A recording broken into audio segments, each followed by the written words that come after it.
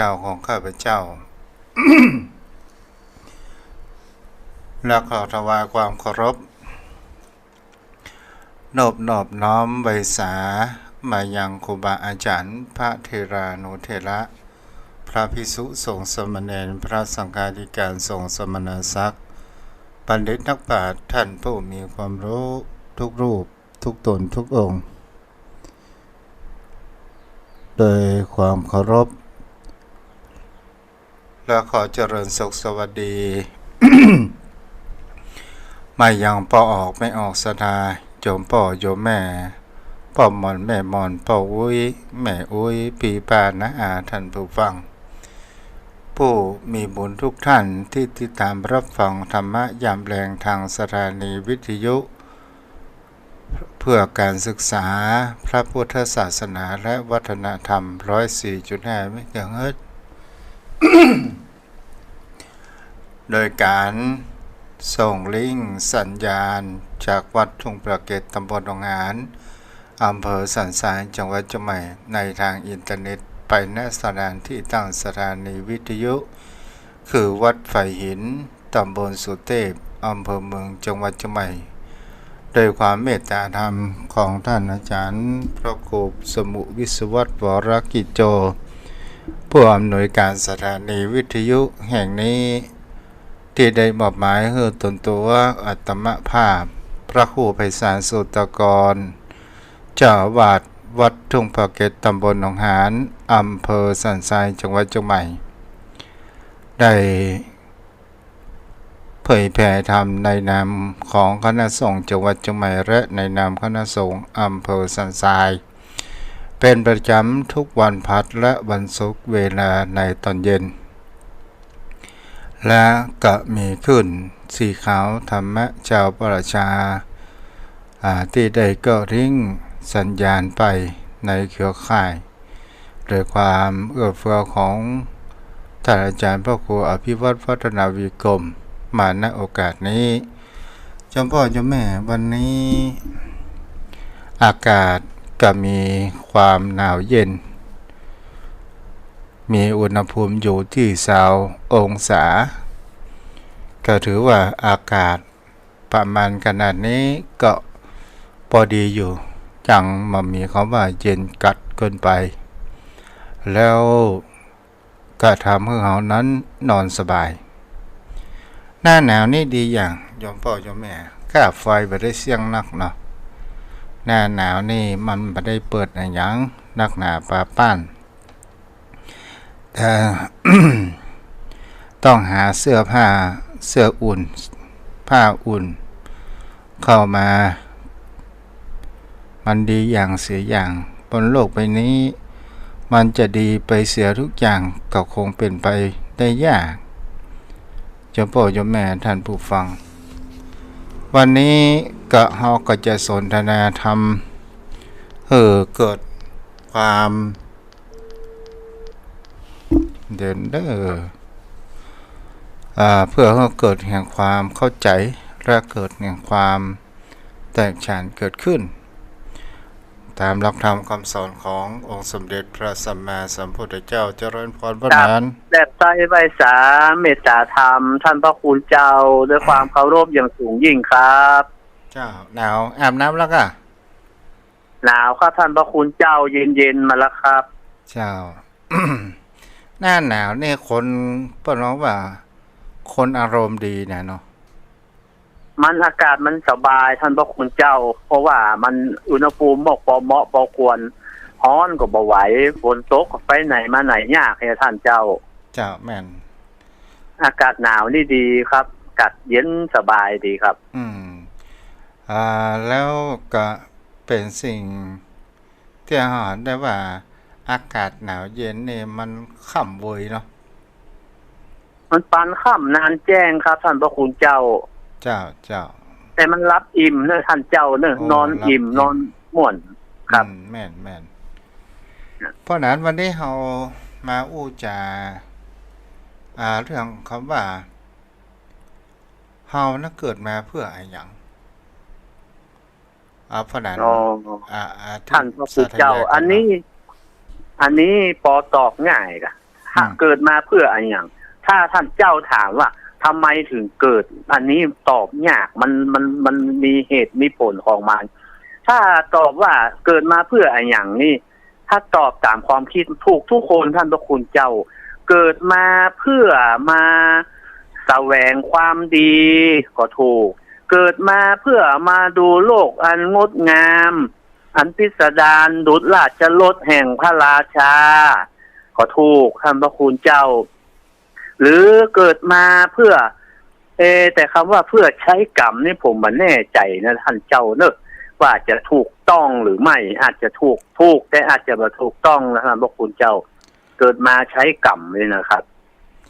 ถ้าเราถึงเขาว่าเกิดมาเพื่ออะไรหยังแต่บางสิ่งบางอย่างบางผู้คนเฮาทั้งหลายบางครั้งบางคราวเฮาก็ใจคำว่าเกิดมาถ้าเฮามองทางด้านเป็นทางโลกภายนอกก็คือเกิดมาเพื่อแสวงหาทรัพย์สินที่อยู่อาศัยจดหาบรรดาศักดิ์ต่างๆนานาเพราะนั้นเสียงเฮาดังกว่านี่เสียงดังครับท่านเจ้าฟังได้ครับวันนี้ช่วงนี้หลังๆมาดีสัญญาณ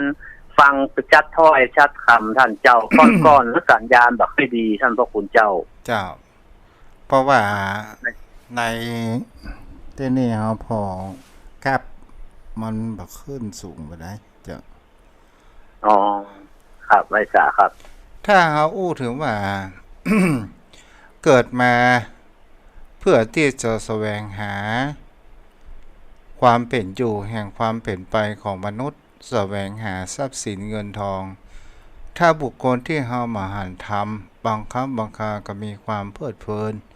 เฮาเกิดมาเพื่อแสวงหาทรัพย์ก็โดยความคิดว่าเมื่อเฮาแสวงหาทรัพย์มีมากๆและเฮาจะมีความสุขบางครั้งบางคราวคนเฮานั้นแสวงหาทรัพย์มีทรัพย์มากมันมีความสุขนั้นมากน้อยสักเพียงใดบางคนนั้นก็บอกว่าเมื่อมีทรัพย์แล้วก็จะต้องแสวงหาอำนาจเพื่อความเป็นอยู่ในครอบครัวของตนเองเพื่อจะยกตนนั้นขึ้นมีแข่งเขาว่าเป็นผู้มีอำนาจถ้าเรามองสิ่งเหล่านี้แล้วเนี่ยป้อนหนานว่าคนเฮามันแสวงหาสิ่งเหล่านี้กันเป็นส่วนใหญ่ไม่ขอป้อนหนานครับถ้าพูดถึงชาวโลกโดยแบบพูดถึงความหลุดพ้นแล้วมันเป็นสัจธรรมความจริงครับท่านพระคุณเจ้าว่าที่แสวงหาเนี่ยเป็นทรัพย์ภายนอกทรัพย์สินเงินทองยศถาบรรดาศักดิ์ซึ่งเป็นไปทางโลกธรรมฝ่ายอิทธารมคืออารมณ์พึงปรารถนาอันนี้ความสุขมียศมีลาภมีสรรเสริญท่านพระคุณเจ้าคนก็จะแสวงหาและอยากให้มันอยู่กับเฮาไปเมินๆครับเพราะจะได้สมอารมณ์ที่เฮามีความปรารถนาครับท่านพระคุณเจ้าเพราะนั้นว่ามันจะมีความสุขก่อนเมื่อใหม่ๆอย่างเช่นว่าเป็นนายอำเภอเนาะไว้ษาครับเป็นนายอำเภอมียศถาบรรดาศักดิ์หรือเป็นตำรวจก็ตามเพราะนั้นหลวงพ่อว่าชีวิตแห่งความจำเจเนี่ยมันใหม่ๆพอมันมีความสุขมันก็พอเมินมันไปเฮาก็เกิดแห่งความเบื่อหน่ายเกิดขึ้นอย่างก็ประนานว่าตอนอยู่ภายในก็อยากไปภายนอกเมื่ออยู่ภายนอกก็อยากจะมาภายในแม่นก็ประนานแม่นไว้ษาครับ มันก็เป็นอย่างนั้นท่านพระคุณเจ้าเพราะมันอยากทดลองอยากทดสอบครับท่านพระคุณเจ้าแต่ว่าถ้ามันพูดถึงสัจธรรมแล้วความสุขเกิดที่ใจของเรามันบางทีทรัพย์สินเงินทองยศถาบรรดาศักดิ์นั้นใช่ว่าเป็นความสุขที่แท้จริงท่านพระคุณเจ้าเพราะว่าการที่มีตำแหน่งยศถาบรรดาศักดิ์นั้นมันก็มีความทุกข์เกิดขึ้นเหมือนกันท่านพระคุณเจ้า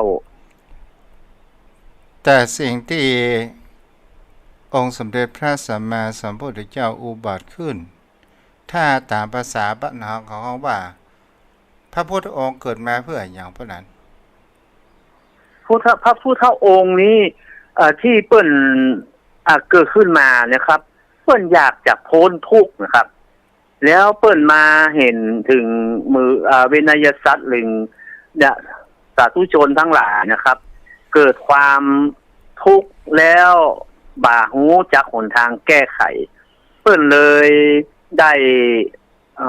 โปรดอะครับ คือโปรดคือพ้นทุกข์ความจริงแล้วพุทธองค์สอนถ้ามองตามสัจธรรมแล้วมันมีทุกข์แล้วก็เหตุแห่งการพ้นทุกข์เนี่ยถ้าเราสามารถแยกของธรรมได้สองประการถ้าเราพูดตามภาษาชาวบ้านทั่วไปพระพุทธองค์เกิดมาเพื่อดับทุกข์จ้ะแม่นแล้วครับมันเหตุของมันก็คือทุกข์เนี่ยเป็นเหตุท่านพระคุณเจ้าคนที่บวชเข้ามาบางคนบางรูปบางตนบางองค์เกิดมาบวชเข้ามาก็เพื่อที่จะดับทุกข์เจ้าบ้านคฤหัสถ์บางท่านบางคนประพฤติปฏิบัติธรรมอยู่สม่ำเสมอก็เพื่อที่เราจะดับกิเลสตัณหาก็คือเป็นสิ่งที่ก่อให้เกิดความทุกข์ตัวกิเลสตัณหาต่างๆนานานี่แหละเรียกว่าเกิดมาเพื่อดับคือทุกข์ดับไปครับท่านพระคุณเจ้าอันนี้ก็แสดงว่าเข้าถึงสัจธรรมครับแต่ว่าเพื่อแสวงหาความสุขความเจริญหรือว่าลาภยศอันนี้บ่ใช่บ่ได้เข้าถึงสัจธรรมที่แท้จริงครับบางคนว่าปฏิบัติธรรมแล้วจะมีความสุขมีความเจริญเข้าถึงมีลาภมียศการดำเนินชีวิตจะราบรื่นอันนี้ยังบ่ถึงสัจธรรมแท้เตื้อถ้าอย่างกับบุคคลเฮาเกิดมาบางครั้งบางคราวเฮามองไปมองมาบางคนก็บอกว่าเกิดมาเพื่อแสวงหาความรู้แม่นแสวงหาความรู้นี่ถูกต้องมันก็ถูกต้องท่านมันก็ถูกท่านพระคุณเจ้าแต่ว่ามันยังมาถึงที่สุดเนี่ยท่านพระคุณเจ้าบางท่านบางคนก็แสวงมาเกิดมาเพื่อแสวงหาความสุขแต่บ่ได้แสวงหาแห่งความร่มเย็นแห่งทางด้านจิตใจของเฮาที่คือไว้ซะครับเอาประเด็นก่อนนะก็คือว่าที่เฮาปรับได้นำเอาธรรมะคำสอนเนี่ยเพื่อการทำที่สุดแห่งทุกข์ครับท่านพระคุณเจ้าก็เหมือนถ้าแปลตามเจ้าบ้านก็เพื่อหนทางพ้นทุกข์ท่านพระคุณเจ้าคำว่าทุกเนี่ยพวกนั้นถ้าเราลงมาสังเกตนะมันบ่มีคำว่าหลุดพ้นไปได้แต่มันทำให้เบาบางได้ด้วยความเป็นยังบ่ได้เป็นพระอริยบุคคลเด้อแต่เฮาเป็นความเป็นปุถุชนคนมากหนาด้วยกิเลสเนี่ยทำให้เบาบางถ้าเบาบางก็คือว่าเพื่อจะให้บรรลุแต่ยังบ่ถึงบรรลุเด้อนะท่านพระคุณเจ้าการที่เฮาจะบ่ทุกข์เนี่ยก็หมายถึงเขาว่าเฮาต้องเข้าใจคำว่าทุกข์มันเป็นอย่างใดเพราะเหตุใดถึงเฮาถึงมีความทุกข์ในจิตใจ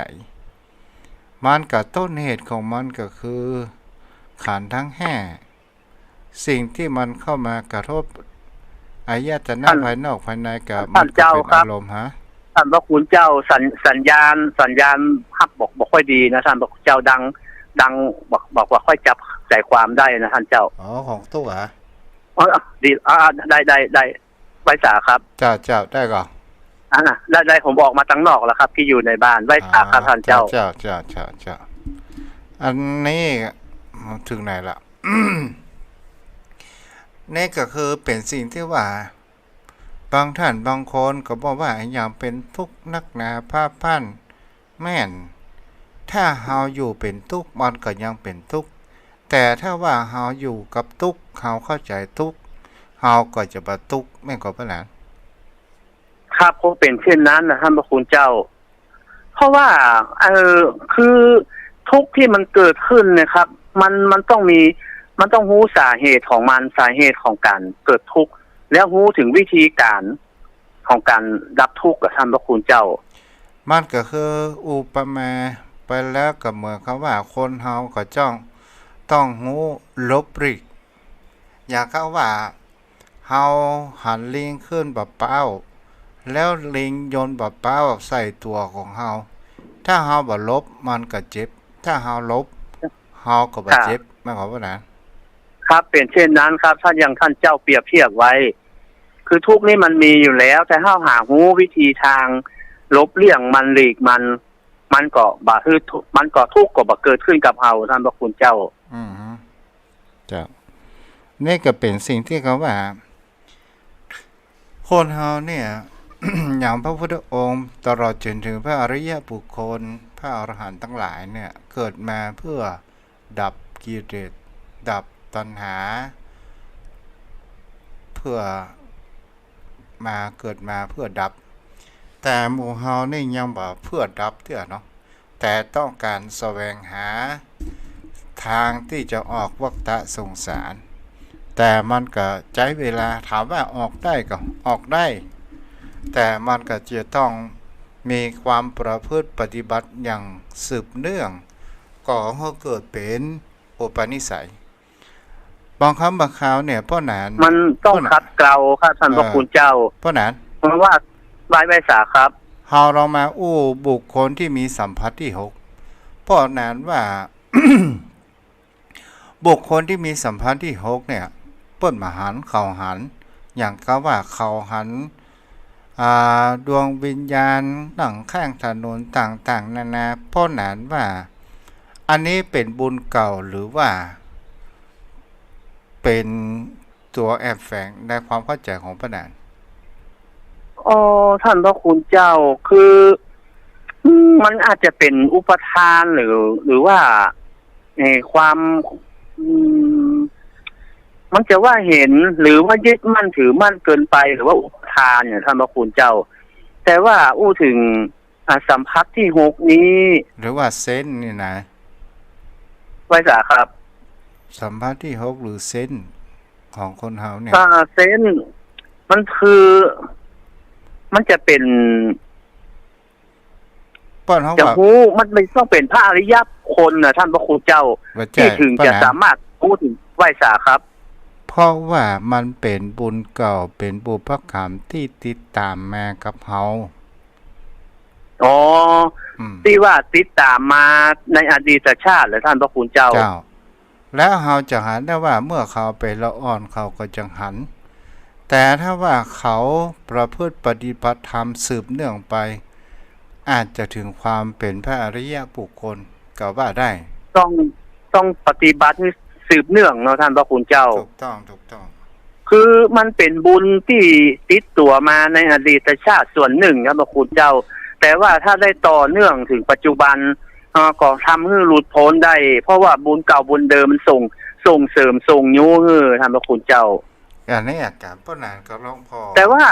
อู้ถึงเด็กนะไวสาครับอู้ถึงละอ่อนนะครับมันจิตใจมันคงจะบริสุทธิ์มันคงจะบาปได้ทำบาปอย่างแต่มันเป็นเรื่องจริงนะท่านพระคุณเจ้าละอ่อนนี่มันบอกโกหกนะมันหันอย่างใดมันก็อู้ไปตามนั้นนะท่านอู้ถึงละอ่อนน้อยนะบ่ใช่ละอ่อนหมอกอู้ได้หมอกหูกับคนเนี่ยท่านเจ้าแต่บางคนก็มีสัมผัสที่6นะป้อนานมีฮะอันนี้ละอ่อนน้อยๆนั้นมีจริงครับท่านพระคุณเจ้าผมเกยอัน หลานน้อยหลานหลอนนะเมื่อก่อนนะครับพอดียายเสียแกก็เล่นอย่างว่าน้อยนี่อย่างไหนวางมาเล่นของอย่าโต๊ะเข้าใส่นายเล่นกับมอนแล้วมอนไปไหนก็มอนมอนไปไหนล่ะโน้ตมอนออกไปแล้วเพราะว่ามันละอ่อนมันคงจะบอกโกหกก้ามันคงจะมันพูดไปตามความจริงของมันนะท่านพระครูเจ้าก็ตามความจริงตามที่เขาหันนั้นเนาะนี่ก็คือเป็นสิ่งที่จะได้ว่าบางคนเฮาบ่อู้ถึงเจ้าทรงเนี่ยเพราะนั้นเจ้าทรงนั้นบักกล่าวถึงแล้วท่านพระครูเจ้าเพราะว่าเพราะนั้นบางคนเนี่ยเป็นคนใหญ่ก็มีสัมผัสที่6แต่ถ้าว่าได้ประพฤติปฏิบัติธรรมซ้ำสื่อสารแห่งคำว่าจิตวิญญาณและมีแห่งคำว่าลังสังหรณ์ ตลอดจนถึงเป็นสิ่งที่ไปที่ไหนบางครั้งบางคราวสิ่งที่เป็นศักดิ์สิทธิ์ต่างๆนานาคนคิงลูกอย่างนี้เป็นต้นเนาะอ๋อครับอันนี้เป็นผู้ที่มีสมาธิชั้นสูงครับเทียบเกือบจะถึงฌานแล้วเนาะท่านเจ้าอันนี้ชั้นสูงครับสมาธิตั้งมั่นจิตใจเป็นสมาธิเกือบจะได้บรรลุฌานละแต่อาจจะเป็นฌานในทางด้านโลกียะก็ว่าได้เนาะอาจจะบ่ได้โลกุตละเสื่อเพราะฌานชั้นนี้ถ้าบุคคลมันฝึกมันอย่างก็ได้เป็นกรณีพิเศษเพราะว่าจิตมันฝึกดีแล้วท่านจิตตั้งมั่นเนาะท่านเจ้าเนาะแฮมประการหนึ่งเพราะนั้น ไม่จ่าครับคนเฮาเนี่ยเกิดมาบางครั้งบางคราวบางคนเกิดมามีทรัพย์สินเงินทองเพราะว่าอดีตชาติได้ฮื้อตาลเป็นอย่างดีแต่มามีปัญญาที่จะใช้ทรัพย์สินเงินทองเนี่ยก็หมายถึงว่าอดีตชาติเนี่ยได้ฮื้อตาลแต่ดูถูกดูแคลนคนยากคนจนก็มาเฮื้อเกิดมีปัญญาบอกฟังนะฟังธรรมใช่กันเนาะบอกได้ฟังใช่ครับแนวนั้นท่านพระคุณเจ้าคือฮื้อทานแต่ขาดศีลและขาดภาวนาครับท่านพระคุณเจ้าเลยสุขภาพทานคือรวยแต่ถ้าบ่มีศีลสุขภาพบ่สมบูรณ์แข็งแรงถ้าบ่ได้ภาวนาปัญญาบ่เกิดขึ้นมีสติปัญญาบ่เฉลียวฉลาดกว่าท่านเจ้าแล้วก็ทำทานแล้วตำหนิคนอื่นหรือว่าประมาทดูถูกโรยเหมือนกันแต่บ่สามารถจะใจความโรยนั้นให้เกิดประโยชน์ก็มีด้วยความตนีมัจฉริยะครอบงำท่านพระคุณเจ้าอันมีกรรมนี่มาบังไว้ที่ได้ตำหนิติโทษหรือดูหมิ่นดูถูกนะครับเลยบ่สามารถที่จะเสวยสุขเกี่ยวมนุษย์สมบัติได้ท่านพระคุณเจ้าแม่นแล้วก็ป้อนั้นของพ่อบางท่านบางคนเกิดมารูปสวยงามแต่ทรัพย์บ่มีอันนี้เพิ่นรักษาศีลแต่ว่าขาดการให้ทานขาดเมตตาขาดการช่วยเหลือคนอื่นก็มีรูปโสมนมพันงดงามแต่ว่าครับบ่ได้ให้ทานบ่ได้แบ่งปันท่านพระคุณเจ้ามีปัญญาแต่กระตุกป้อนั้นอธิบายให้ตัวไม่จ้าครับป้อนั้นอธิบายละมีปัญญาแต่มามีทรัพย์สินเงินทองมีปัญญานะแต่เงินทองบ่มีป้อนั้นไว้สาครับท่านพระคุณเจ้าได้ยินก่อนดิมันสัญญาณเดินเข้าหาสัญญาณครับท่านเจ้ามันเดี๋ยวกันเด้อเนี่ยมาอีได้ยินก่อนอีได้ยินครับท่านเจ้าอีได้ยินชัดครับตัวเจ้าเร่งสูงสุดนะครับได้ยินครับได้ยินละเจ้ามาถึงเขาว่ามีปัญญาแต่มามีทรัพย์สินเงินทอง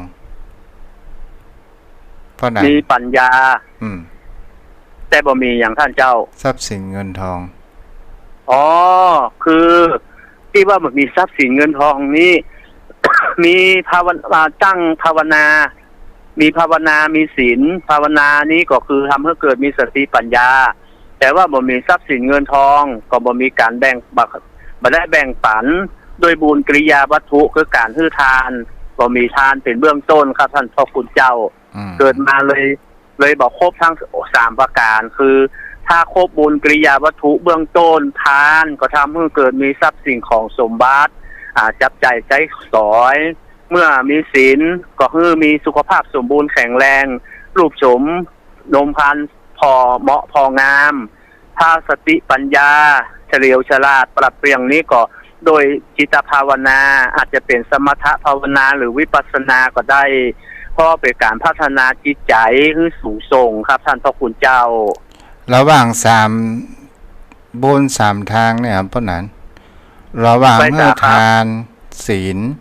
และเจริญภาวนาเนี่ยพวกนั้นว่าคนส่วนใหญ่จะทำอะไรอย่างท่านเจ้าคือการให้ทานนี้มันเป็นการทำบุญอย่างหยาบ บุคคลทำได้ง่ายครับท่านคุณเจ้า แต่ถ้าศีลมันละเอียดขึ้นมาแหมเพราะบุคคลอาจจะบอกพร้อมครับ เพราะมันศีลเป็นข้อห้ามข้อพึงปฏิบัติถ้ายิ่งภาวนาแล้วนะครับ บุคคลก็ยิ่งจะทำได้ยากขึ้นครับ เพราะว่ามันต้องถึงพร้อมด้วยกายวาจาใจท่านพระคุณเจ้า การทำบุญให้ทานนี่มันเป็นการสละเบื้องต้นทำได้ง่ายครับ มันบุคคลถึงชอบเทียบในปัจจุบันนี่ครับท่านพระคุณเจ้า ถ้าเราจวนคนไปวัดไปวาเขาไปวัดบอกเขาไปฟังธรรม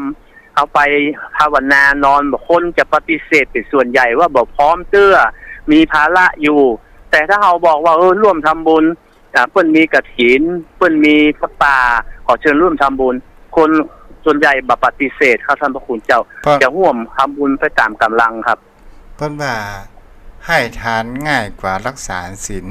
เนาะครับให้ทานง่ายกว่ารักษาศีลรักษาศีลง่ายกว่าจิตภาวนาครับท่านพระคุณเจ้าถ้าบุคคลที่ให้ทานแล้วรักษาศีลจะเจริญบุญด้วยภาวนาก็ทำลำบากแต่ถ้าว่าบุคคลให้ทานรักษาศีลและเจริญสมาธิภาวนาก็ถือว่าเป็นเรื่องง่ายนะครับพระหลานครับผมจ้ะอันนี้ที่อูจางเกี่ยวกับเรื่องคำว่าเกิดมาเพื่ออะไรอย่างเกิดมาเพื่อใช้กรรมถ้าเฮาอู้อย่างนี้มันก็ถูกเช่นเดียวกันแต่ว่าเฮาพอแล้วว่าเฮาเกิดมาเฮาก็ใจเว้นใจกรรมไม่ได้มันจะหมดกรรมจัดนี้ไปใจไหนจัดแน่เนาะสัญญาณบอกค่อยชัดสำหรับท่านพระคุณเจ้าฮะเครื่องเฮาบ่ดีก็ว่าได้เนี่ยเจอกันเด้อเพราะนั้น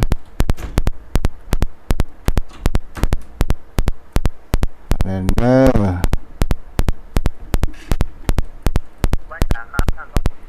เดี๋ยวเพราะนั้นเดี๋ยวเพราะนั้น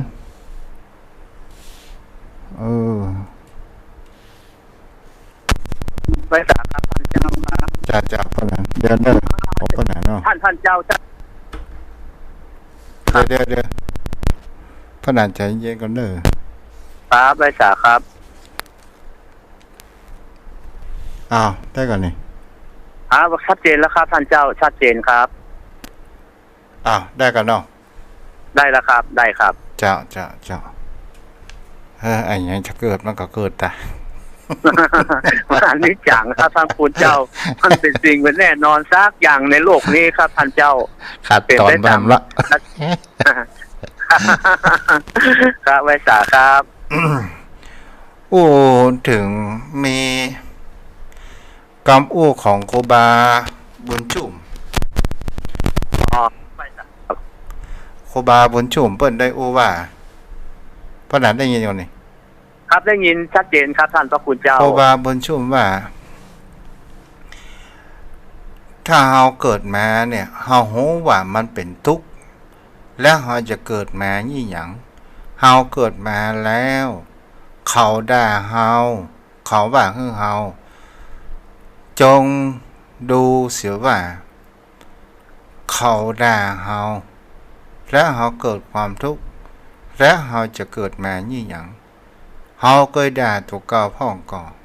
เฮาหันแก่เพียงแต่คนอื่นไปเสียทุกเรื่องยุ่งแต่เรื่องของคนอื่นบ่เคยสำรวจจิตใจของตัวของเฮาเองว่าเขาเป็นคนขี้โลภและตัวเองก็เป็นคนขี้โลภ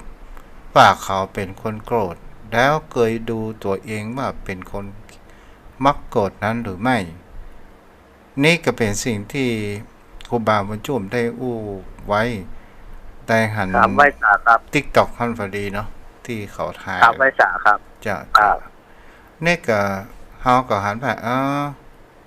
แท้ที่จริงแล้วเฮาเป็นมนุษย์เฮาเป็นผู้คนมันก็เป็นธรรมดาที่เฮาจะโดนด่า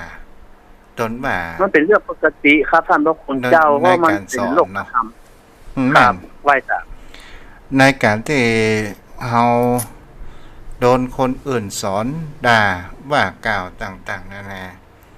แต่ทำไมคนเฮามันถึงแข่งเขาว่ามาหัน ตัวแห่งเขาว่าเปิ้นเขาว่าตัวที่จะทำให้เขาเศร้าหมองเนี่ยตัวโคดเนี่ยพวกนั้นมันเป็นสิ่งที่ยากเนาะยากครับท่านพระคุณเจ้านอกจากอริยบุคคลครับเพราะว่าเฮาบ่สามารถจะแยกได้แยกรูปแยกนามแยกสิ่งที่มันมากระทบกับจิตใจของเฮาท่านพระคุณเจ้าถ้าพระอริยบุคคลหรือผู้บรรลุธรรมนะเพิ่นสามารถแยกได้อารมณ์ที่มากระทบนะครับท่านพระคุณเจ้าคือผมก็ได้ฟังอย่างครูบาอาจารย์เพิ่นบอกว่าการที่จะแก้คนอื่นนะมันแก้ยากมันต้องแก้ที่ตัวเฮาเพราะอารมณ์ที่มากระทบเฮาเนี่ยเฮาไปคิดมันเองทั้งที่คนด่าคนว่าเฮาเนี่ยมันว่าเฮาแล้วมันจากไปแล้วมันไก่ตัวเฮาไปละมันอู้แล้วมันก็ไปเลยแต่เฮายังคิดอยู่เฮายังแค้นอยู่ในใจการจะแก้ให้คนอื่นมาว่าเนี่ยมันแก้ได้ยากถ้าแก้ที่ตัวของเฮาคือว่าได้ยินสักเพียงแต่ว่าได้ยินได้เห็นเพียงสักว่าได้เห็นแล้วก็ให้มันผ่านไปตามกาลเวลาบ่ต้องเก็บนำมาคิดมันก็จะบ่เกิดความทุกข์ท่านพระคุณเจ้าแต่ว่าเฮาบุคคลธรรมดาสามัญมันจึงเก็บอารมณ์ความโกรธความแค้นความพยาบาทในใจอยู่อยากจะแก้แค้นนะผมคิดเป็นเช่นนั้นนะท่านพระคุณเจ้าโอ้ไปแห่ประการเรื่องพวกนั้นไว้สาคนเฮาถ้าเฮาบ่สนใจเฮาจะมองว่ามันเป็นทุกข์แต่ถ้าว่าเฮาสนใจเฮาก็จะรู้ว่ามันเป็นทุกข์อย่างเช่นใช่ครับถูกโมที่เขานั่งเล่นภายในงานศพอย่างต่างๆนานาเนี่ยไว้สาครับนั่งเลยวันเลยคืนเขาบอกว่าเป็นเนบชาอย่างสักอย่างมานั่งในวิหารสักปูสักมาโหติเป็นเน็ตใช่ครับท่านพระคุณเจ้าเพราะว่าใจเขาชอบไปทางนั้นท่านคือใจของเขาน่ะมันไปยึดมั่นว่าอันเนี้ยมันเป็นความสุขของเขา ความสุขที่ได้จะทำไปนะมันเลยแบบงูจักทุกข์ท่านพระคุณเจ้าเขาเลยบ่สนใจว่ามันหนังเพิ่นแล้วลืมอาบน้ำอาบท่าเลยวันเลยคืนเนาะข้าวเขายังมากินท่านพระคุณเจ้าถ้าคุณเล่นนะแต่นั้นมากินข้าวเขาอยู่ได้ตลอดนะท่านพระคุณเจ้ามันบ่เดยว่าโอ้ยเจ็บหลังเจ็บเอวบ่เคยบ่นบ่เคยว่าเลยทั้งที่เสียเงินมาหนังฟังทำคำเดียวแล้วโอ้ยติดเป็นเน็ตเนี่ยวัดก็ตัวใจเสียงอย่างนะท่านเจ้าเขาเก้าอี้นั่งแต่นะท่านเจ้าแล้วมันก็มีข้ออ้างอย่างเงี้ยนะข้ออ้างหลายอย่างพ้องข้ออ้างว่ามีลูกเต้าบ่ได้มีไผพอไปก้อยการงานต้องได้ทำร่างกายสุขภาพก็บ่ดีมันก็เป็นข้ออ้างอย่างหนึ่งแต่ว่าเพิ่นก็อำนวยความสะดวกขึ้นนะหาพัดลมหาเก้าอี้นั่งอย่างสะดวกสบายแต่ว่าใจของคนมันบ่ลิงลู่มาตังนี้ท่านพระคุณเจ้ามันกับฝรั่งก็เอาไปเป็นศาสนาประจำชาติเพิ่นน่ะท่านพระคุณเจ้าอันเนี้ยเข้าสมาธิเนี่ยฝรั่งเปิ้นเข้าคอร์สเปิ้นเสียคอร์สไหนเป็นหลักหมื่นนะท่านพระคุณเจ้าและของเฮาเนี่ยฟรีๆแต่เปิดให้เข้าสมาธิเปิดเข้าทำสงบจิตเข้าสมาธิวิปัสสนาบ่มีคนไปท่านพระคุณเจ้าแล้วก็ไปเข้าใจว่าตู้เจ้านั่งทางในหันเหล็กหวยก่ออีมันอันนั้นมันเป็นวิชาทิฏฐิแล้วท่านพระคุณเจ้าคนเฮาส่วนใหญ่มันอย่างนั้นนะว่านั่นผมก็เข้าใจในวิถีชีวิตของชาวบ้านแต่ว่ามันอย่างใดมันมหันต์สัจธรรมท่านพระคุณเจ้าคือหวยนี่มันเหมือนเกมอย่างหนึ่งมันเหมือนกับเล่นเกมธรรมดานะเขาก็หมุนไปแล้วมันก็ออกไปตามนั้นมันบ่มีอย่างเลยที่จะมาบ่งบอกว่าจะต้องออกเลขนั้นออกเลขนี้มันบ่มีไผฮู้ล่วงหน้าได้เลยผมจำคำของหลวงพ่อคูณนะเขาออกในสเก็ตข่าวนะท่านพระคุณเจ้าก็มีนักข่าวไปแซวไปถามเพิ่นนะหลวงพ่อคะงวดนี้หวยมันจะออกเลขอะไรหลวงพ่อรู้ไหมบ้างคะเขาบอกให้นิดนึงกูจะไปรู้ได้ยังไงหวยมันยังไม่ออกเลยหรอเพิ่นก็บอกเพิ่นก็อย่างผมก็บอกว่าโอ้เพิ่นขนาดเป็นเกจิอาจารย์เพิ่นก็พูดตรงๆแล้วเฮาไปลุ่มหลงอย่างใดที่ว่านั่งตังในได้หันเลขได้มันเป็นเกมอย่างหนึ่งท่านพระคุณเจ้า มันมีไผจะฮู้ล่วงหน้าเลยหรอกเพราะว่ามันเหล็ก100 กว่าตัวแล้วมันหมุนออกมาอันเดียวเลยครับแต่คนเฮามันจังไปเอาเรื่องอิทธิฤทธิ์บางครั้งบางคราวก็ไปติดยึดในแห่งคำว่าเปิ้นเฮาว่าศาสนพิธีแต่โอ้ท่านพระคุณเจ้าอันนี้นะอันนี้ไปบังพระนิพพานเลยท่านพระคุณเจ้าผมมาคิดดูแล้วนะคือศาสนพิธีเนี่ยต้องเข้าให้มันถึงไม่ใช่เข้าเฉพาะจุดของศาสนพิธีเข้าไปถึงแก่นสารของพระศาสนาของพระธรรมวินัยแต่ว่าถ้าเข้าแค่หูแค่ศาสนพิธีแล้วมองศาสนพิธีเป็นจุดเด่นจุดสำคัญนะผมว่าบางคำสอนบางพระนิพพานบอกเข้าถึงเลยท่านพระคุณเจ้าเสียดายเพราะว่าเป็นเน้นที่ประเพณีไปคล้ายๆแบบเป็นจุดสำคัญนะครับท่านพระคุณเจ้ามันเป็นเอาเน้นประเพณีเป็นหลักเลยแล้วก็ทำให้มันใหญ่โตเนี่ยแล้วก็คนก็ไปลุ่มหลงว่าอันเนี้ยคือหลักแท้ของศาสนาคนไปนับถือส่วนนี้ความจริงโอ้เสียดายโอ้พิธีอลังการนี่ศักดิ์สิทธิ์ขนาดนี้เนาะโอ้เนี่ยไปโปรโมทตนนี้ท่านพระคุณเจ้าต้องทำให้มันถึงที่สุดว่าอันเนี้ยหลังจากทำศาสนาพิธีแล้วมันเป็นทำให้จิตใจเราไม่เกิดความศรัทธาเมื่อเราเกิดความศรัทธาแล้วเราจะเข้าสู่จะทำได้เอาก็เข้าถึงตัวธรรมะเลยคนก็จะรู้เลยว่าแท้ที่จริงแล้วหลักคำสอนเนี่ยเป็นเนื้อแท้แก่นสารของศาสนาใช่ว่าศาสนาพิธีนี่เป็นส่วนประกอบที่จะดึงจิตใจคนให้เกิดความศรัทธาเป็นเบื้องต้นนะครับท่านพระคุณเจ้าเฮาก็ลองมาดูอย่างเขาว่าไหว้พระสวดมนต์นบธรรมอย่างนี้แท้ที่จริงครั้งในพุทธกาลมันก็ว่าจะมีนะเนาะมันบ่มีท่านพระคุณเจ้าคือเพิ่นไปเข้าหาพุทธเจ้าแสดงธรรมแสดงธรรมกับพุทธบริษัททั้ง4นะที่ไปฟังธรรมแล้วก็เมื่อพระพุทธองค์เสด็จดับขันปรินิพพานแล้วก็บ่ฮู้จะไปเข้าเฝ้าไผก็เลยไปเอาสวดมนต์เนี่ยซึ่งเป็นพุทธพจน์ของพุทธเจ้าเนี่ยเอาไปท่องสวดมนต์แทนเพื่อบ่ฮื้อลืมคำสอนนะท่านพระคุณเจ้าผมคิดเป็นเช่นนั้นนะเป็นอุบายมาฮื้อลืมคำสั่งสอนเลยเจริญพุทธมนต์ไหว้พระสวดมนต์เพื่อวันหลังเกิดว่าภัยพิบัติแห่งศาสนาเกิดขึ้นคนก็สามารถที่จะเอาคำท่องสวดมนต์นี้ไปว่าแล้วก็สามารถที่จะบันทึกได้มันก็มามีคำว่าวันศูนย์นี่เนาะศูนย์สลายครับใช่ครับ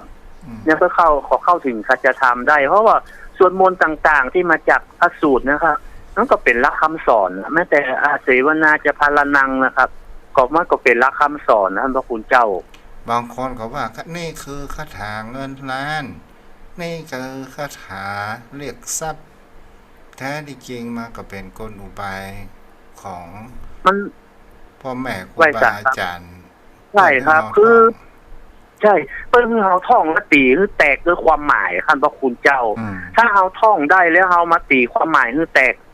มันก็ลอยได้นะแต่ลอยต้องปฏิบัตินะท่านพระคุณเจ้าไม่ใช่ว่ามันจะลอยมาเป็นตัวเงินโดยที่เฮาอื่นใดโดยที่เฮานึกแล้วมันลอยมาอันนั้นบ่ใช่นะครับนั่นเป็นคนอุบายทำให้สมาธิเกิดไงใช่ครับคือทำให้เกิดสมาธิเกิดขึ้น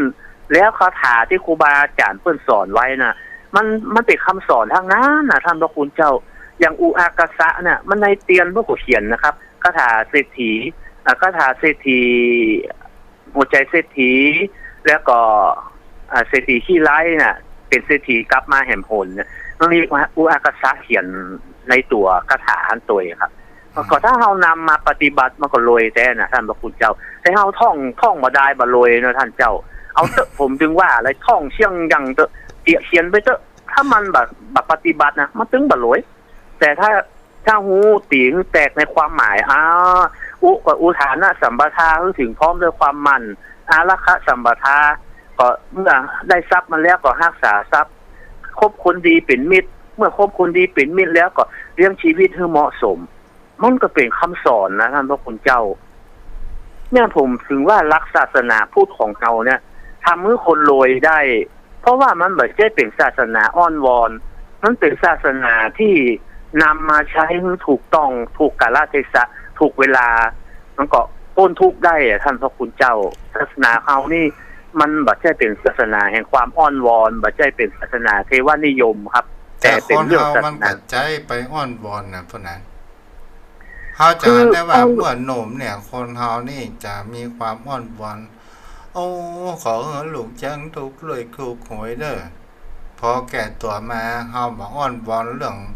ทรัพย์สินเงินทองโอ้ขอให้สุขภาพร่างกายแข็งแรงเหมือนพวกนั้น คือถ้าอ้อนวอนอย่างเดียวถ้าแบบประพฤติแบบกระทำมันแบบเกิดขึ้นน่ะท่านพระคุณเจ้านั่นแหละกะมันขออย่างเดียวอ่ะแล้วมันบัดทำอ่ะท่านพระคุณเจ้าขอฮือโรยขอฮือโรยแล้วบัดเนี้ยการน่ะแล้วมันบ่เอาเปรียบคนที่เปิ้นโรยกะเปิ้นขยันมันเพียรด้วยน้ำบากปลาแหงของเปิ้นเนี่ยแล้วคนที่นั่งขออย่างเดียวขออย่างเดียวขอฮือโรยขอฮือโรยอ่ะแล้วมันบ่เอาเปรียบคนฮือโรยอ่ะอย่างท่านเจ้าขอทานคนจีนนะเนาะโอ้อันนั้นได้เป็นวันหมื่นท่านคุณเจ้าจะพูดกันละเปิ้นว่าหากินในทางไม่สุจริตท่านคุณเจ้าผิดกฎหมายโอ้ได้เป็นวันหมื่นผมว่าโอ้อันนี้มันเหลือเศรษฐีก็แล้วเนี่ยไอ้เนาะโอ้มันเหลือชูโชคก่อนแล้วชูโชคยังหาเงินได้ที่ใดอ่ะ100ก็หาปะหน้ามาฝากไว้ที่แม่นางมิตรสาวว่าโอ้อันขอทานจีนนี่ไว้ได้วันเป็นหมื่นแล้วโอ้อันนี้มันเหลือทำธุรกิจก่อนนี้แล้วท่านพระคุณเจ้า คือคนไทยคนที่มันใจบุญนะใจบุญแต่ว่าอาจจะขาดสติปัญญายั้งคิดหน่อยนะท่านพระคุณเจ้าปัญญาหน่อยนะครับปัญญาผมว่าคิดเป็นเช่นนั้นนะคนขอมาแล้วเหมือนนึกหน้าถึงหลังอย่างอย่างเดียวอย่างเดียวโอ้มันก็เลยได้ใจมันหาทางจุดอ่อนของคนไทยท่านพระคุณเจ้าแม่นแล้วไปวันนี้ว่าคนเฮานั้นเกิดมาทำไมท่านเจ้าคนเฮานี่ต้องมีการสำรวจตัวเองชีวิตของเราเองว่าในสิ่งที่เราผ่านมาเนี่ยเราทำความดีทำความระหว่างความดีและความชั่วมันมีความอันใดมากกว่ากันเนาะแต่บางคนเราจะบอกว่ากูนี่ดีมาตั้งแต่แรกเกิดมันเป็นไปไม่ได้มันต้องมีพ่องความชั่วที่ติดตามที่ทำลงไปท่านพระคุณเจ้าแต่ว่าขอให้มันมีดีนักเหลือชั่วท่านพระคุณเจ้าเพราะว่าโดยธรรมชาติของปุถุชนแล้วบางทีอาจขาดสติปัญญาครับทำไปด้วยรู้เท่าไม่ถึงการในที่นี้ก็คือหมายถึงคำว่าบางครั้งบางคราวเมื่อยามหนุ่มบ่มีอันยังกินเอาไก่แม่แล้วอย่าเนาะไปทำลายเบียดเบียนชีวิตสัตว์อื่นโดยความคึกขนองของเฮาหมอว่ามันเป็นกรรมอย่างใดบางครั้งบางคราวหันกบคักขากบอย่างนี้เนาะแต่มันเป็นการเบียดเบียนสัตว์ทำร้ายสัตว์ครับท่านพระคุณเจ้าถ้าเฮาเท่าแก่มาเฮาสำรวจบาปกรรมกูก็ทำไว้นักต่อไปนี้กูจะรักษาศีลประพฤติปฏิบัติธรรมกูจะเมตตาต่อสัตว์ทั้งหลายอันนี้ก็มันกับทำทำกุศลเกิดขึ้นได้ตามความดีและแก้ปัญหาได้อยู่เนาะมันแก้ปัญหาได้อันนี้ คือมันคล้ายๆเหมือนกรรมแก้กรรมแต่ว่ากรรมนี่มันแก้บ่ได้นะเปรียบเทียบว่ามันเหมือนความดีที่เราทำนะเหมือนน้ำแต่ว่าความชั่วที่เราทำมันเหมือนเกลือถ้ามันเกลือนักเกินไปมันก็เค็มแต่ว่าถ้าเราเอาน้ำมานักๆหลายๆถังเอาป่นกับน้ำเกลือสักกำหนึ่งเกลือมันก็เจือจานมันก็เหมือนกับความชั่วนะทั้งที่มัน มันทำแล้วมันบ่หาย แต่มันดูเหมือนเบาบางเพราะความดีมันไปกลบไว้ท่านพระคุณเจ้า เจ้าแล้วก็ มันเหมือนการแก้กรรม ที่ป้อนั้นว่าเขาว่ากรรมแก้บ่ได้ แต่แก้ไขได้เหรอ แก้ไขได้ กรรมดี แต่ กรรมดีเฮาแก้ไขในการกระทำของเฮาทำดีมันก็เป็นสิ่งที่ดีเนาะ มันเป็นสิ่งที่ดีนะคือมันอู้ง่ายฟังยากก็คือว่า มันบัดสามารถแก้ไขกรรมโดยที่ว่าเอาอย่างมาแลกเปลี่ยนให้มันหายไปได้แต่ว่าเอาความดีแลกเปลี่ยนมาได้ แต่เอาความดีเข้าไปแก้คือทำความดีให้นักมันก็จะเบาบางไปหมายความว่ากรรมนั้นมันมีอย่างก็ว่าบางสกุลดิบบางสกุลตายที่เขานอนในร่องเขาไปแก้เคล็ดอะไรอย่างต่างๆนานาที่เขาว่าแก้กรรมแต่ที่จริงมันแก้บ่ได้นะว่านั้นแก้บ่ได้ครับท่านพระคุณเจ้าในศาสนาพุทธของเราตั้งแต่แรกครับทำกรรมใดเช่นใดได้รับผลกรรมเช่นนั้นนะครับท่านพระคุณเจ้าแก้บ่ได้แต่ว่ามันทำให้เบาบางด้วยอานิสงส์ของความดีเหมือนที่มันทำให้ใจของบุคคลนั้นยกความทุกข์ออกเพียงได้ชั่วคราวอะไรเนาะมันได้ชั่วขณะหนึ่งเท่านั้นท่านพระคุณเจ้ามันไม่สามารถแก้ให้มันหายขาดได้นอกจากทำความดีแล้วก็ว่าเป็นกลอุบายใช่ครับใจพองเนาะมันทำชั่วขณะหนึ่งให้จิตใจพองหรือว่าสยองขวัญหรือว่าทำให้หายดูเหมือนจะหายไปชั่วขณะเดียวเท่านั้นครับสิ่งนี้มันก็ยังอยู่ในตัวเฮาอยู่ครับทั้งที่บางสกุลเป็นบางสกุลตายนะมันเป็นการเจริญมรณสตินะท่านพระคุณเจ้าตามความหมายของมันแล้วเป็นการเจริญมรณสติว่าเนี่ยชีวิตของคนเฮาเนี่ยมันเหมือนแน่นอนเหมือนภาพเขาแก้เคล็ดไปนอนในร่องเนาะแปลว่าสักวันหนึ่งเราจะต้องนอนในหีบในร่องนี้เหมือนกันนี่เนาะครับก็เหมือนคำไหว้ศพท่านพระคุณเจ้าอวสังมายามฤตพังเจ้าแปลตามความหมายภาษาไทยเขาบอกว่าเราก็จะพึงตายโดยแท้ก็เหมือนกันเฮาคือเฮาฮู้เท่าทันว่าอ๋อที่เฮาไปโซเปิ้นเนี่ยเปิ้นตายบ่เหมือนเฮาก็ตายเหมือนเปิ้นเนี่ยท่านพระคุณเจ้าบ่เหมือนเฮาก็ตายนี่เนาะเฮาก็หมดลมหายใจบ่เหมือนเฮาก็ตายแต่ตายเหมือนเปิ้นบ่เหมือนเปิ้นนี่มันก็ไปอย่างบางคนก็ตายหนุ่มบางคนก็ตายเฒ่านะแต่ว่าไอ้เราก็พึงตายก็หมายความว่าเฮาก็ตายเหมือนกันเนี่ยล่ะท่านเจ้าเนาะจ้ะแม่นเฮาก็ตายเหมือนกันเนี่ยก็ยังที่ว่าอนิจจาวัฏสังขารานะว่าสังขารทั้งหลายไม่เที่ยงเกิดแล้วตั้งอยู่แปรปรวนท่ามกลางแตกสลายไปในที่สุดการแตกสลายของสังขารชื่อว่าได้สุขแล้วนี่ก็เป็นการเจริญมรณสติอธิรังวัตยังกายโยก็ร่างกายของเรานี้ไม่เที่ยงคันปราศจากวิญญาณแล้วก็ดุจท่อนปืนท่อนไม้ที่เขาทิ้งในป่าช้าหาประโยชน์ไม่ได้เอาฟังแล้วมันก็เหมือนกับเฮาเจริญมรณสติที่เฮาได้หูว่าโอ้ร่างกายของเฮานี่มันเหมือนแน่นอนเหมือนเฮาก็ตายแล้วเพิ่นก็เอาขว้างหาประโยชน์อย่างบ่ได้เพราะนั้นสิ่งที่มันไว้สาครับบางคนนี่มีความยึดมั่นถือมั่นในร่างกายสังขารอย่างเช่นว่าเฮาบ่บริจาคร่างกายให้โรงพยาบาลเฮากลัวหายใจบ่ออกเฮาตายไปแล้วเฮาตายไปแล้วกว่าว่าหายใจบ่ออกอย่างเช่นบริจาคดวงตาบริจาคอวัยวะอันนี้เฮากลัวเกิดจากหน้าตาเฮาบ่ครบ32ประการอันนี้บุคคลเฮาเรียกว่ายึดมั่นถือมั่นในร่างกายเนาะใช่ครับมีสักยะทิฏฐิยึดมั่นถือมั่นในร่างกายสิ่งปรุงแต่งสิ่งอย่างใดมันก็เก็บไว้บ่ได้เพราะร่างกายของเฮามันเน่าเปื่อยผุพังไปมันเมื่อมันหมดลมหายใจแล้วมันบ่ฟังก็เผามันก็คือสิ่งที่เพิ่นเอาไปทิ้งไปขว้างท่านเจ้าเฮาก็อ้วงง่ายเพราะนั้นถ้าว่าคนเฮากินคนได้นี่นะมันแบบนั้นได้เผาแล้วเนาะโอ้อันนี้มันตายบาดโตกินเหนียวเงาเว้ยแก่ครับแต่นะท่านพระคุณเจ้าถ้าเป็นอย่างอ้านเนี่ยนะครับโอ้มันคงจะบ่ทันน่ะสัตว์ทุกชนิดในโลกนี้นะที่บ่กินชีวิตกันก็คือคนกับคนนะท่านเจ้านอกนั้นทุกอย่างนะ จ้างเขาก็กินเสือหมีทุกอย่างอ่ะกินหมดมันบอกว่าอยู่ในดินบนดินอย่างมนุษย์เฮานี่เอาทุกอย่างทุกอันท่านพระคุณเจ้างูหรอป่าอยู่ในน้ำไอ้อย่างกูอย่างกูอันเป็นอาหารของมนุษย์หมดท่านพระคุณเจ้าแม่นแล้วก็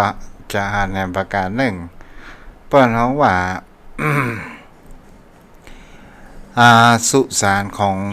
สัตว์ทั้งหลายเนี่ยคือเต่าห้างโลบอ่ะ ไปเหี่ยวแสนผีท่านคุณเจ้าโคตรแท้นะท่านเจ้าคนเฒ่าตะกอนเพราะว่าไปเหี่ยวแสนผีเต่าฮังโลอะครับมีหั่นหมดหมูขี้เป็นร้อยเป็นแสนชีวิตแต่อยู่หั่นโมท่านพระคุณเจ้า สัตว์น้อยสัตว์ใหญ่อยู่นะตัวของเฮานี่ในเนี่ยนะครับเหมือนปลาช้านะในชีวิตตัวเฮานะกินสัตว์ได้โอ้โหเป็นหมื่นล้านนะท่านพระคุณเจ้าสังขารคาบเน่าเฮานี่นะครับที่เฮาเลี้ยงไปถึงวันน่ะว่ากระลิงกะลาอาหารคือคำเข้านะครับเลี้ยงชีวิตสังขารบ่คือทุกขเวทนานะครับท่านพระคุณเจ้าถ้าเฮามาพออู้ถึงว่าบรรพบุรุษของคนเฮาสมัยแรกเริ่มเนี่ยจะแสวงหาอาหารต่อเมื่อหิวเนาะแต่เมื่อไว้สาครับแต่เมื่อมีปัญญาเกิดขึ้นมาก็เลย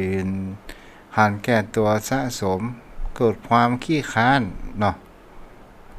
ของกูมีละกูบ่ต้องไปแสวงหากินอย่างละมีในครัวนี่แหละ แม่นนะครับแต่ก่อนก็มีการเก็บไว้นะท่านพระคุณเจ้าเนาะเอาไปย่างเอาไปตากเนี่ยครับ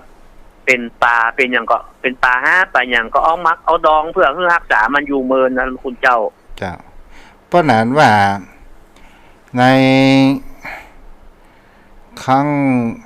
ก่อนที่บรรพบุรุษของเรามีส่วนมากเพื่อนจะทำสงครามเกี่ยวกับเรื่องอะไรอย่างกันเกี่ยวแย่งอาหารการกินกันนะครับคุณเจ้าแย่งที่อยู่อาศัยอาหารการกินกันนะครับอันนั้นก็ส่วนหนึ่งแต่ส่วนนั้นนะไว้สาครับโซหาเกลื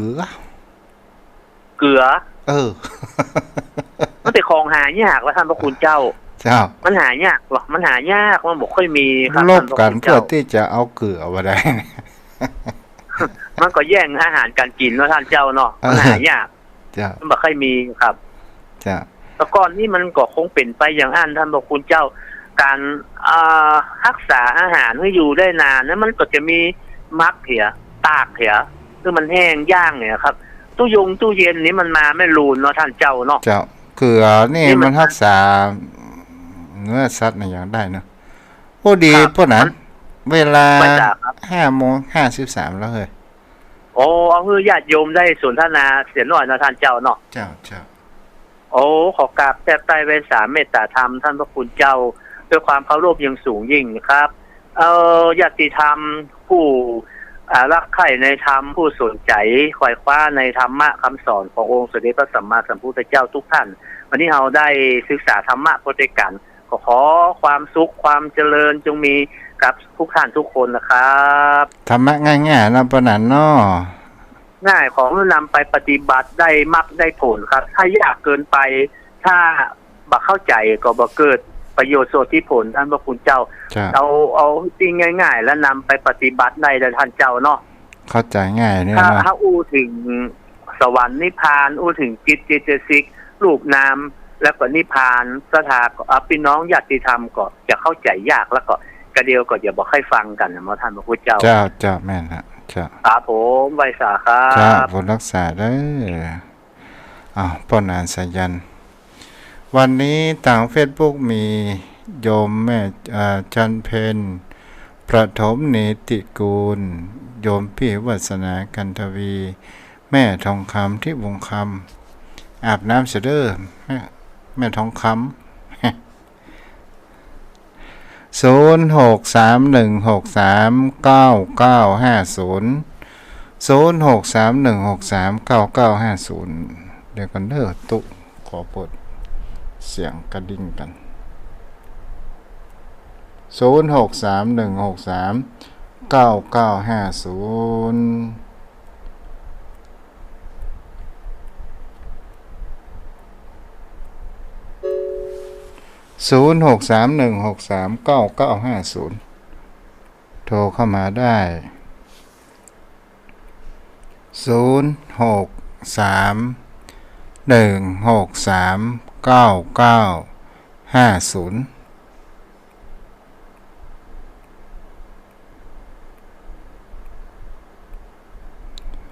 063-163-9950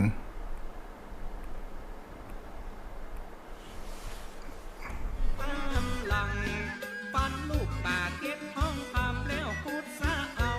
ป้าปล่อย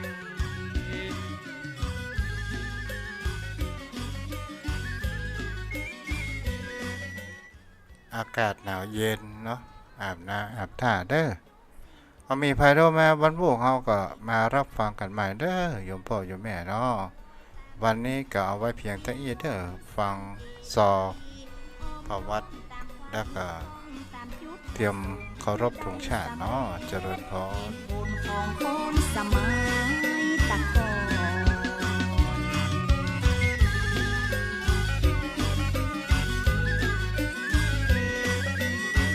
วัดเบิ่งตัวเจ้า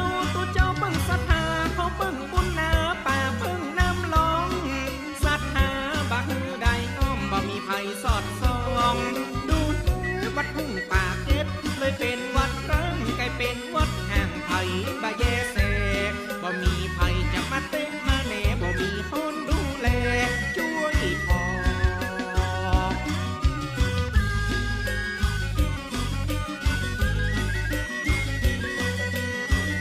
บะหมี่เน้นน้อยแม่ชีบะหมี่ตุปีตุป้อวัดที่งดงามศรัทธาสร้างก่อบะหมี่ไผ่พ่อไผ่ก้อยกลายเป็นป่าอูป่าหุบคนโอพยพ